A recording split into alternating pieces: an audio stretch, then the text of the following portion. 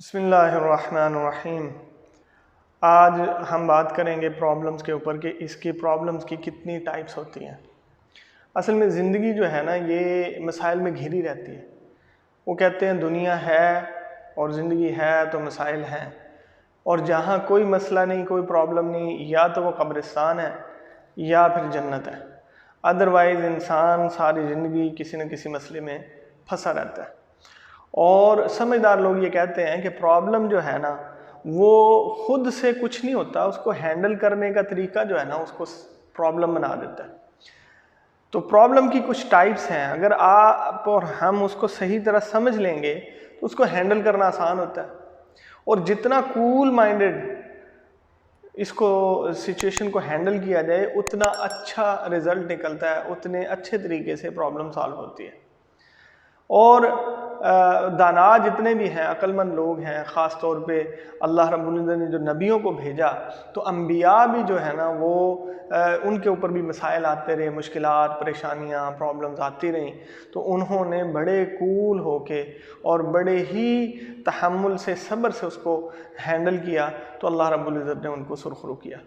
अब दाना कहते हैं, हज़रत अली ख़ास तौर पे उनके बारे में कौल मशहूर है कि वो ये कहते हैं कि मैंने अपने इरादों के टूटने से अपने अल्लाह को पहचाना। यानी जब इरादे टूटते हैं, कितने मजबूत इरादे होंगे उन लोगों के। वो कहते हैं जब मैंने अपने इरादों को टूटते देखा कि मेरे इरादे भी कोई तोड़ सकता है, तो फिर अल्लाह की पहचान हुई कि हाँ, एक ताकत है जो हमारे इरादों को तोड़ देती है। और हम ये चाहते हैं कि हमें कोई मसला आए ही नहीं, कोई प्रॉब्लम खड़ा ही ना हो, कोई मुश्किल ही ना आए, लेकिन वो आती हैं। इसका मतलब अल्लाह रब्बुल इज़्ज़त का एक निज़ाम है, अल्लाह के पास ताकत है, अल्लाह रब्बुल इज़्ज़त फैसला करते हैं। दूसरी चीज़ क्या है, वो ये कि हम शेख सादी रहमतुल्लाह अलैह फरमाते हैं कि अगर तू ये चाहता है कि तेरा हर काम तेरी मर्ज़ी के मुताबिक हो, क्या तू दूसरा खुदा है? यानी ये तो अल्लाह की सिफ़त है, ये खुदाई सिफ़त है, अल्लाह रब्बुल इज़्ज़त की इलाह की सिफ़त है कि वो ये चाहता है कि हर काम उसकी मर्ज़ी के मुताबिक हो। यानी हम ये चाह रहे हैं मसले ना आए, प्रॉब्लम ना आए, परेशानियां ना हों, बीमारियां ना हों, बुढ़ापा ना आए। सारी साइंस जो है इसके ऊपर लगी हुई है, साइंटिस्ट, कि हम क्यों मर जाते हैं, हम बीमार क्यों हो जाते हैं, बूढ़े क्यों हो जाते हैं, सफ़ेद बाल क्यों आ जाते हैं, अच्छा भला जिस्म है, ये हड्डियाँ कमज़ोर क्यों हो जाती हैं। तो इसके ऊपर रिसर्च चल रही है कि ये इसका पता करें और इसको कंट्रोल करें। लेकिन अल्लाह रब्बुल इज़्ज़त ने एक ऐसा निज़ाम बनाया है कि इंसान जो है वो आहिस्ता आहिस्ता, यही हाथ पाँव उसके जो है ना, उसके अंदर से क़ुव्वत ख़त्म हो जाती है, यही आँखें इसके अंदर से बसारत ख़त्म हो जाती है, कान है इसकी सुनवाई कम हो जाती है, पूरा जिस्म आहिस्ता आहिस्ता बिल्कुल लाग़र हो जाता है, और वो आहिस्ता आहिस्ता इंसान ज़िंदगी से हाथ धो बैठता है और वो मर जाता है। तो बहरहाल प्रॉब्लम की 3-4 टाइप्स हैं, 4 टाइप्स हैं जो मैं आज आपको बताऊंगा कि अगर उसको थोड़ा सा आइडेंटिफाई कर लें तो इंशाल्लाह ये हमारी ज़िंदगी जो है थोड़ी सी बेहतर हो जाती है। पहली बात क्या है, पहला ये है कि सिचुएशनल प्रॉब्लम होती है। कोई भी सिचुएशन खड़ी होगी, एक्सीडेंट हो गया, वो भी एक मसला है, वो औलाद बीमार है, या वो आपस में लड़ पड़ी है, झगड़ा हो गया है, बाहर आप गए हैं, हमारा आपस में झगड़ा हो गया, ठीक है, वो खून खराबा हो गया, कुछ जो है जॉब चली गई, रोज़गार का मसला खड़ा हो गया, इसी तरह कोई बीमारी, कोई अपाहज, कोई मोहताजी आ गई। ये इस तरह के बड़े बड़े मसाइल ऐसे हैं जो इंसान को हिला कर रख देते हैं। और बाद मसाइल पर इंसान इतना अफसुर्दा हो जाता है, इतना अफसुर्दा हो जाता है कि वो कुफ्र कर बैठता है। अब वो अपने अल्लाह रब्बुल इज़्ज़त के साथ शिकवे शिकायतें और अल्लाह की शिकायतें, अपने खालिक की शिकायतें मखलूक में लगा रहा होता है।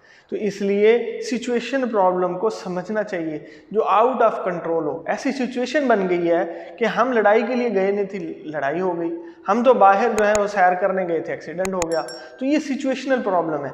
इसके अंदर सबसे पहले ये है कि अल्लाह रब्बुल इज़्ज़त को कहते हैं कि जब इंसान, जब भी मुसीबत आती है, मसलन उसको ठोकर लगी और बिस्मिल्लाह कहेगा, शैतान छोटा हो जाएगा, यानी उसको गलत ख्यालात नहीं आएंगे, बेसब्री नहीं आएगी। जब शैतान ही भाग गया, अब उसको जो है हौसले में रहेगा, उसका दिमाग भी ठीक रहेगा, अल्लाह की मदद आएगी।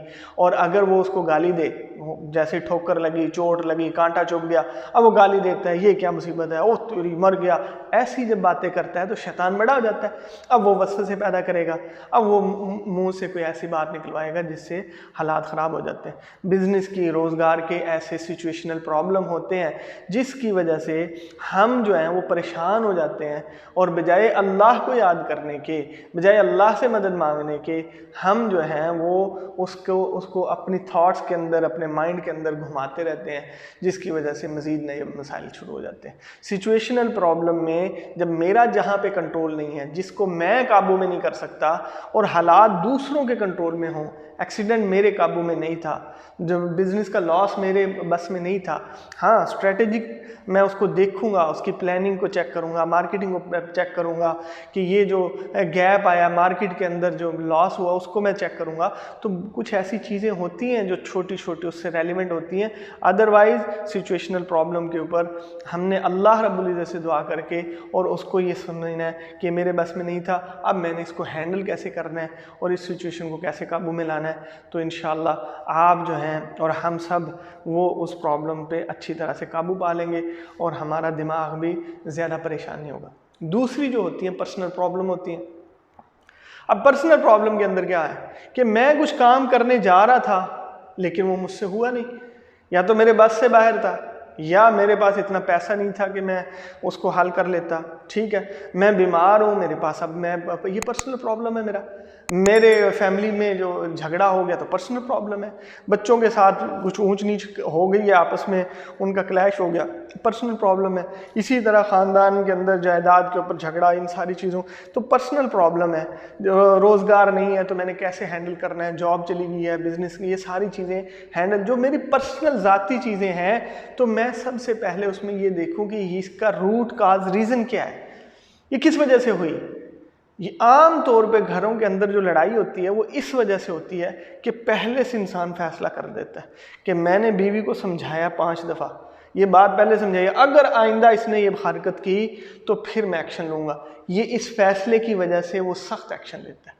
पहले से डिसाइड कर लिया कि मैंने औलाद को समझाया, बहुत समझा लिया, आइंदा अगर इसने ये बात की ना तो मैं जो है ना इसके खिलाफ छोड़ूंगा नहीं इसको।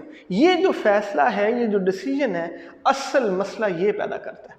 तो इसलिए पहले से फैसला नहीं करना, फैसला पहले से दिमाग के अंदर यहाँ की सेटिंग जो पैरामीटर डिक्लेयर करने हैं वो यही करने हैं कि मैं इसको दोबारा फिर समझाऊंगा। मुझे समझाना नहीं आया, मैंने अल्लाह के नबी सल्लल्लाहु अलैहि वसल्लम से, अल्लाह के कुरान से, दीन से सही सीखा नहीं है। अगर मैं इसको सही समझाऊंगा तो ये दोबारा ये गलती नहीं करेगा। बीवी है, बच्चे हैं, फैमिली है, घर वाले हैं, भाई बहन हैं, तो जो मेरे पर्सनल, मेरा बॉस है, मेरे क्लाइंट्स हैं, कस्टमर्स हैं, बिजनेस हैं, तो मैं पर्सनल प्रॉब्लम को क्रिएट कर यानी उससे बचने के लिए सबसे पहले मैंने अपने आप को देखना है, पहले से डिसीजन नहीं लेने कि जो मेरे लिए सख्त एक्शन का बास बन जाए। यानी पहले से फैसला करके यहाँ पे नहीं रखना, ना बच्चों के लिए, ना घर वालों के लिए, ना फैमिली के लिए, कस्टमर, बिजनेस, पहले से फैसला नहीं करना कि मैं ऐसा सख्त एक्शन लूँगा, मैं छोड़ूंगा नहीं, मैं टांगें तोड़ दूंगा, वगैरह वगैरह वगैरह। ये जो पहले पैरामीटर सेट होता है ना, इससे शैतान बड़ा हो जाता है, इससे जो है ना हमारे वसावस बढ़ जाते हैं और फिर हम आउट ऑफ कंट्रोल हो जाते हैं, फिर प्रॉब्लम हमारे कंट्रोल से बाहर हो जाता है। तो इसलिए पर्सनल जो आपकी तरफ चीज़ें हैं उसको रिलैक्स करें, दिमाग के अंदर पहले से पैरामीटर जो है वो इजी पैरामीटर सेलेक्ट करें। कोई बात नहीं, इसको फिर हम ऐसे कर लेंगे, कोई बात नहीं, मेरी ये गलती थी, मैंने ये चीज़ मेंशन नहीं की थी, वगैरह वगैरह। तो इंशाल्लाह आप प्रॉब्लम को अच्छे तरीके से कंट्रोल कर लोगे। तीसरी किस्म का प्रॉब्लम क्या है, वो है हमारा सिस्टमैटिक प्रॉब्लम।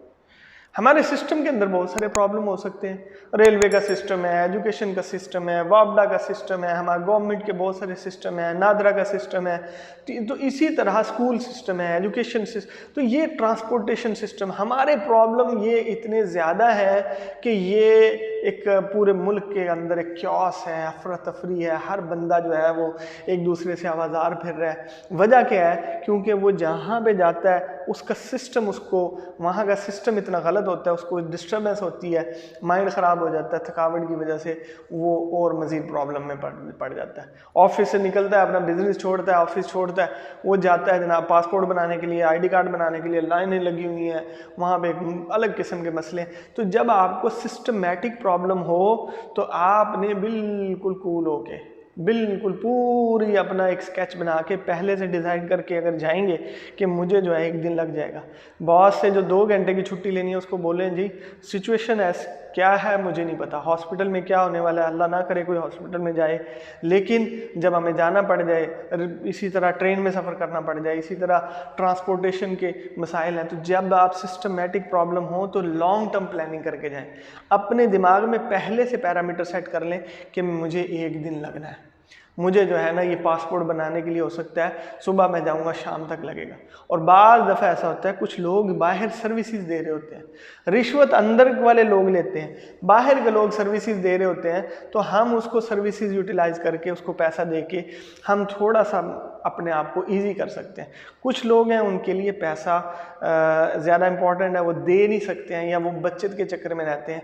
कुछ लोग ऐसे हैं वो बहुत सारे ऑफिसेज खुल गए हैं, लीगल हैं और इलीगल चीज़ें नहीं हैं, अब बिल जमा कराना है वापडा का दूसरी चीज़ों का, तो बहुत सारे लोग हैं जो आपको कहते हैं जी मैं जमा करा दूंगा, आप मुझे इतने % दे देना इसका जितना भी बिल होगा। तो जब आपने को अल्लाह ने पैसा दिया है और वो जायज़ हो खर्च करना या सर्विसेज कोई दे रहा है तो आप पैसा यूटिलाइज करें अपनी प्रॉब्लम का हल निकालने। सिस्टम को आप चेंज नहीं कर सकते, वो आपके काबू से बाहर है। अगली जो सूरत हाल है प्रॉब्लम की वो है टेक्निकल प्रॉब्लम। गाड़ी चला रहे हैं, गाड़ी ख़राब होगी, टेक्निकल प्रॉब्लम है, आप उसको ठुड्डे भी मारते रहो, ये क्या हो गया, मैं कहाँ फंस गया, ये इसको आज ही पंचर होना था, वो ठीक नहीं होगी इस तरह। इसी तरह बहुत सारे टेक्निकल प्रॉब्लम हमारे बिजनेस के अंदर आते हैं, बहुत सारे टेक्निकल प्रॉब्लम जॉब के अंदर हैं, बहुत सारे टेक्निकल प्रॉब्लम हमारी सोशल लाइफ के अंदर हैं, घरों के अंदर हैं। तो टेक्निकल प्रॉब्लम के लिए सलूशन भी टेक्निकल ही होता है। टेक्नोलॉजी के तहत, टूल्स के तहत, आउटसोर्सिंग के तहत हम बहुत सारी चीज़ें इन्वॉल्व करके उसका हल निकाल सकते हैं। रोने धोने से वो मसला हल नहीं होने वाला, पीटने से मसला हल नहीं होने वाला, और ब्लेम करने से एक दूसरे को या ज़्यादा वो करने से मसला हल नहीं होने वाला। ज़्यादातर प्रॉब्लम टेक्निकली ज़ुबान के ज़्यादा तेज़ी से क्रिएट होते हैं। कहाँ कहाँ से कौन कौन सी चीज़ें आपके घर में पहुँची हैं, किसने कौन सी गिबत की, चुगली की, झूठ बोला, तो आपके घर का माहौल ख़त्म हो गया।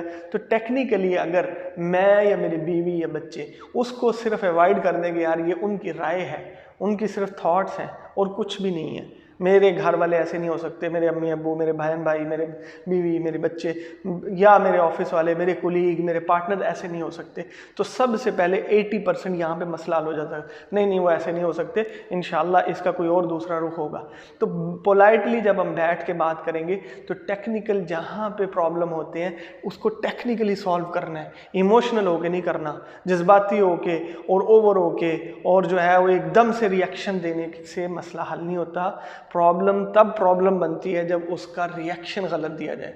तो इसलिए हमेशा अल्लाह से मांगते जाएं, अला बिज़िक्रिल्लाहि तत्मइन्नुल कुलूब, बेशक दिलों का जिक्र, दिलों का सुकून अल्लाह के ज़िक्र में है। तो इसलिए अल्लाह का जिक्र करें, अल्लाह से मांगते जाएं, तो इंशाअल्लाह अल्लाह रब्बुल इज़्ज़त हर मसाइल से निकालने वाली ज़ात अल्लाह की है। मुसलमान के पास सबसे मजबूत चीज़ क्या है कि उसका ईमान है। ईमान मुफस्सिल क्या कहता है कि अच्छी और बुरी तकदीर अल्लाह की तरफ से आती है, ये अल्लाह ही दूर करेगा, अल्लाह ही के हुक्म से कुछ होता है। तो मेरी अपनी ख़राबियाँ हैं, मेरे अपने कुछ ऐसे सिस्टम हैं, मैंने कुछ ख़राबियाँ की हैं, मेरे गुनाह ऐसे हैं जिसकी वजह से पैदा हुआ, लेकिन ठीक करने वाली ज़ात अल्लाह की है। जब हम इस पैरामीटर पे काम करेंगे, अल्लाह से मांगेंगे, अल्लाह को याद करेंगे, तो इंशाअल्लाह दुनिया के मसाइल भी हल हो जाएंगे और आखिरत के भी। बहुत शुक्रिया।